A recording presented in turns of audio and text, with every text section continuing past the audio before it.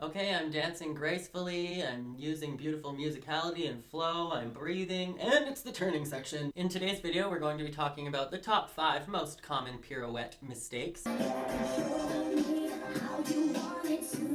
Hi Sparkles, my name is Jordan Sparks, and I am your friendly online YouTube dance coach, Care Bear. Welcome back to my channel. Here on my channel, we believe everybody can dance. Dancing is not just for the perfect or professional. I believe that everyone of all ages, sizes, and abilities can dance. You just gotta move your body. Work. So, in today's video, we're going to be talking about the top 5 most common pirouette mistakes. These are common mistakes that I see when I am reacting to dancers on YouTube, when I am teaching dancers in a class, mistakes that I've corrected on myself, or just mistakes that I see on other dancers in auditions when they're training, yada yada yada yada yada. So number 1 on this list is tensing up for a turn. So when you're preparing for a turn, you want to prepare down into your plie, and then you want to snap as sharp and fast into your releve as possible. Now, what you don't want to do is tense up your upper body. And that is the number 1 common mistake that I see is dancers going, okay, I'm dancing gracefully, I'm using beautiful musicality and flow, I'm breathing, and it's the turning section. Now, when you're heading into a turn, you want your entire upper body to be totally relaxed, and you want to be relaxing through your turn. And if you tense up, then your neck is going to be all tensed up, and you're probably not going to be spotting if your neck is all tensed up and your head can't move. So when you're heading into a turn, you want to think of plie down into your preparation, snapping up really quick to the very top of your releve, and relaxing your upper body into your turn. Maybe think of exhaling, like if you're going to do 3 turns, you might want to inhale, prepare, exhale, 3, and you're done. Move on. That's my number 1 tip to kind of avoid tensing up for a turn, is to think about your breath. If you're thinking about your breath and your breathing, you can't be all tensed up, because when you're tensed up, it means that you're not breathing, and when you're breathing, you're going to be relaxed. So if you're exhaling throughout your turn, then you're going to be relaxed. Number 2 on my list of common pirouette mistakes is squeezing your shoulder blades. And you may have actually heard your dance teacher tell you this before: squeeze your shoulder blades together. And this is not true. When it comes to doing a pirouette, if you squeeze your shoulder blades together, you're actually going to disengage your lat muscles. And if you disengage your lat muscles, then you're not going to have a nice supported turn. So what you actually want to do is spread your shoulders. So if you lift up your shoulders and then think of going out with your lats and your scapula down, and then everything is nice and spread out and wide, and you want your back to be really, really engaged and wide and flat. Now, if you really squeeze your shoulder blades together, it usually has that scapula winging out, and you don't want that. So you do want your shoulder area nice and strong and engaged, but the way to get it is to spread everything out, not to squeeze it all in together. I hope that makes sense. So the third most common mistake that I see when doing pirouettes is the swaying of the back. So when you're doing a pirouette, you basically want your back to be straight. And sure, you're always going to have like a tiny little curve in your very lower back, but for everything else, you want your back to be flat and straight. And when your back is completely nice and flat and straight, your entire lumbar columns are going to be able to be nice and engaged, and that's what's going to hold you throughout your turn.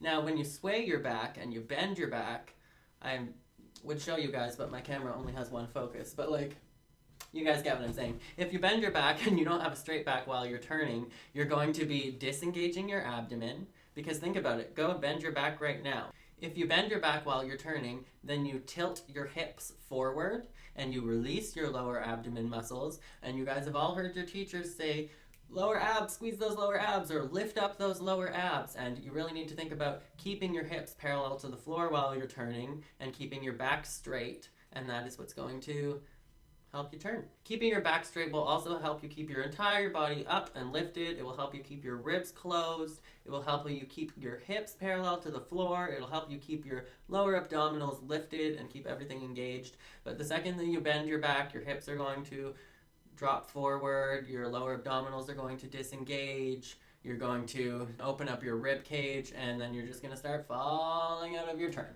Now, number 4 is not all turns were created equal.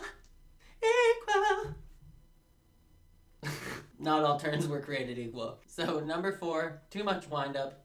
Like I said, not all turns were created equal. So when it comes to preparing for a turn, usually you want to prepare for your turn, and then the arm that is out in second is just going to catch, and it's going to come in, meet your other arm at first, and you're just going to have that slight bit of momentum that is coming from, again, your engaged lat muscles, and it's just going to come around, and that momentum is going to bring you around in your turn. Now that is all the arm activity that you want to happen during your turn. That's it. Remember, you should be able to turn without your arms. You should be able to turn, prepare, do Alta-Cones without your arms. Yes, it's harder, but you should be able to do it because your turn should be coming from your plie and your legs and your core and your straight back, and it's not coming from your arms. So if your turn is coming from your arms, you have a way too much force, way too much momentum, way too much wind up. So when you're doing, for example, a single turn, you don't want any wind up at all. You just want to prepare straight down, and like I said, bring that arm over to catch into first, from second to first. That's it. That's it. There shouldn't be much momentum at all, just that tiny bit of action of bringing that arm around. Now, if you're going to be doing a double and then a triple and then a quad, or say maybe you're doing 5 or 6 or 7, or maybe you're Sofia Lucia and you're just about to do 54 pirouettes in tap shoes. And I saw lots of people online that were criticizing her, saying, you're not supposed to wind up for a turn. And we've all heard that a million times. You're not supposed to wind up for a turn. But when your dance teacher is saying you're not supposed to wind up for a turn, it's because they're seeing you going into a double turn or a triple turn, and you're like winding up over here to go into a double or a triple turn. Now, when you're going to do multiple turns, and we're talking like 7 or 8 turns, you can wind up a little bit, because when you're doing multiple turns, you can literally wind up a little bit, and then you can strongly hold your arms through second and then slowly bring them to first. That's how you do multiple pirouettes. Some teachers are going to teach different methods, but the reality is you don't want to wind up for a turn if you're doing a single turn, and this just comes with practice and experience to know how much wind up you're going to want.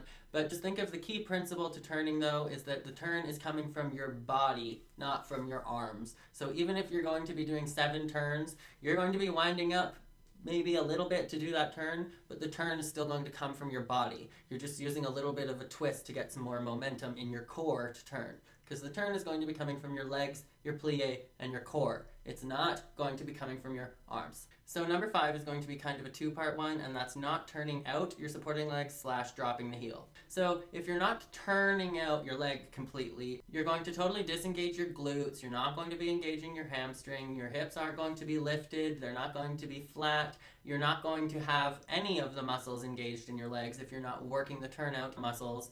And if you've ever seen somebody that is doing turns and they're kind of like bobbling from spot to spot to spot, 9 times out of 10 it's because they're not turning out their supporting leg, they're only turning out their working leg.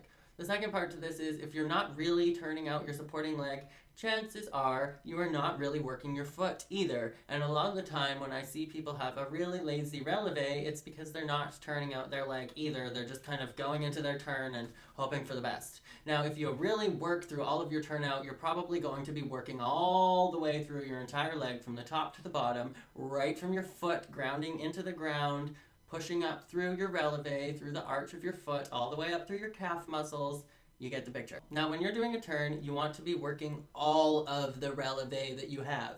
And not all of us have beautiful hyperextended ankles. Some of us can't have as high of a releve as others, but you can always work on it. But you really need to be pushing to the max of your releve at all times when you're turning. The only time that I would say that your heel should be dropping even the slightest bit is if you're doing multiple turns, say you're doing 4 turns and you're going to be doing a flourish out of your last turn, then you might want to lower your heel a slight bit as you're going into the last rotation of your turn and then push up really, really strong again back to the top of your releve, and that will just allow you to have a graceful transition out of your turn to the floor or whatever you're doing.